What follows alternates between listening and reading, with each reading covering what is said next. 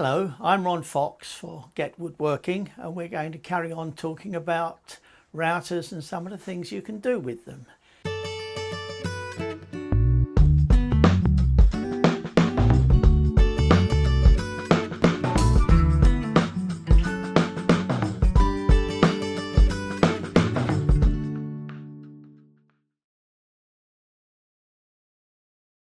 Right, so now let's see how we use this to cut the housing.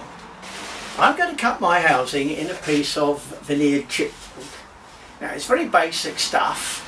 We all use it rather more than some people like to admit. And one of the things about it is that being chipboard and having a very thin veneer on it, it doesn't take to either rebating it or trying to plane it, putting it through your thicknesser perhaps, so that your board in its thickness matches the diameter of the housing you cut. With this stuff, you've got to make the housing fit the shelf board, and with this device you can. The first thing we're told to do is to mark the position of your housing. Well, you can't argue with that unless you're going to try to do it as a piece of completely free art. So I'll just put an arbitrary one in the middle of this board. The thing using this jig though that you have to remember is you mark the centre line of your housing. Put it where you can see it. There is the centre line of our housing. We're going to make a stopped housing. We're going to use this, and I've lined up that centre line in the notch with the centre line of my housing. When you try this the first few times, you might feel that you want to square that pencil line around the edge of the board so that you can place the jig a bit more accurately, but after a few times you'll just do what I did. Make the line, position that line on it. We clamp it.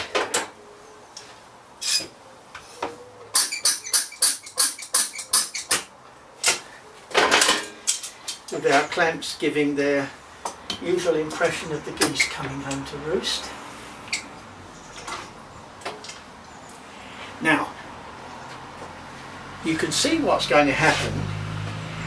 With a 30mm wide slot in here, if I put a 30mm guide bush in that router, it would take me straight up and down there. So whatever cutter I put in the router with that 30mm guide bush would cut its own exact width. I could arrange for that to be a stopped cut, and I could do this quite easily by tightening that up, and you can see what's going to happen. Whatever diameter cutter you put in, with a 30mm guide bush you plough straight up and down. But it gets more interesting if you've got a few smaller guide bushes and a range of straight cutters. If you put a smaller guide bush in, smaller in diameter than that 30mm, you've got effectively a template. You can come up this side, go across there and come back again. And whatever cutter you've got in the router will cut the housing wider than itself, and as you vary the diameter of the guide bush and the diameter of the cutter, maybe vary them both, you get a range of different width housings. Now I left the cutter in here, which was a 3/8 cutter from that previous slotting exercise. I picked up a medium-sized guide bush which happened to be 24mm, put that in the router, and I'm going to run that in this 30mm slot. Going to make a light cut as usual. Can hold the router the usual way round. So what we do, we plunge to the surface of the work as usual. We make a very shallow cut. What I'm going to do is to make a cut shallow enough to just cut through the veneer and the glue underneath it and the first millimetre or two of the chipboard. The reason for that, I've got a piece here that might illustrate it. chipboard is made by rolling it. So when you look at any piece of chipboard, you'll find the outside millimetre or two is denser than the middle. So if you've got the veneer plus a bit of glue plus some dense chipboard, it will pay you to get the best results to make a very light initial cut just to get through the veneer and the glue and into the dense part, and then go to your full depth of cut, because you can see it, this isn't as bad by a long way as a lot of stuff, but you can see it gets a lot more open, and a lot of the time with this sort of stuff now you're cutting fresh air when you get into the middle of the board. So I've set the cut for a very shallow cut that's just going to go through the surface, the glue and the first millimetre or so of the dense part. Remember, I've got a 24mm guide bush in a 30mm slot, and I've got it with a 3/8 cutter in. My slot is still going to guide the guide bush and therefore guide the router, but this time, being wider, it's acting just like a template.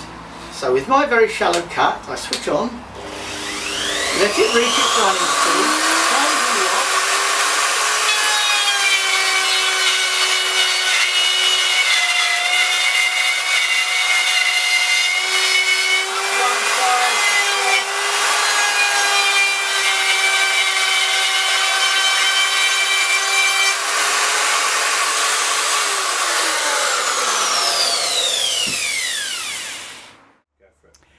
having made that first pass, I plunge to the stop bar, raise it to give myself another couple of millimetres depth of cut to complete the cut to its full depth. Usually you're looking at about 1/3 the thickness of the board for your housing. So here we are, I switch on, up the left side,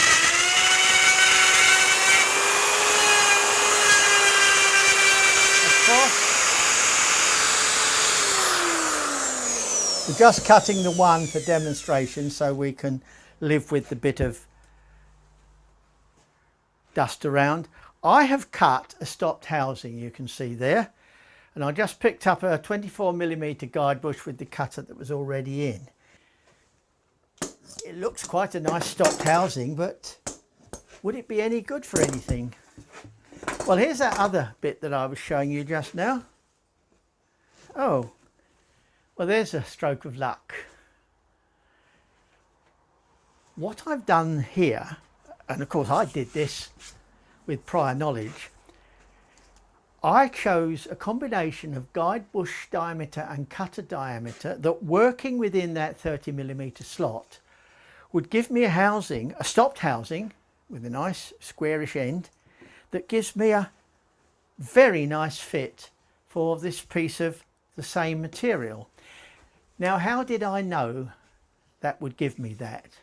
Well, of course, the obvious answer is that I've done it before. But with the aid of something like this, one of the most useful things you can do is to acquire several guide bushes of different diameter. You will undoubtedly end up with several straight cutters of different diameter. And what you do is you take a piece of board and think of it as a pattern board, if you like, and you use this with different diameter guide bushes and as many different diameter straight cutters as you've got to cut different housings. And you label each housing with the diameter of the guide bush that you used and the diameter of the cutter that you used to achieve it. So with a 26mm guide bush, that's what a 1/2 inch cutter gave me, that's what a 5/8 cutter gave me. A 24mm guide bush, which happens to be the one I've got in now, there's your 1/4 inch cutter, 8mm, 3/8 and so on. As the guide bushes get smaller, so the cut for a given diameter cutter gets wider because there's more room to move there. And I worked through until I used a 20mm guide bush with those straight cutters that would pass through the centre of it. Having done that, think of that as a pattern board, and the next time you have a housing or a carcassing job, take your pattern board, take a piece of your shelf board, try them on these different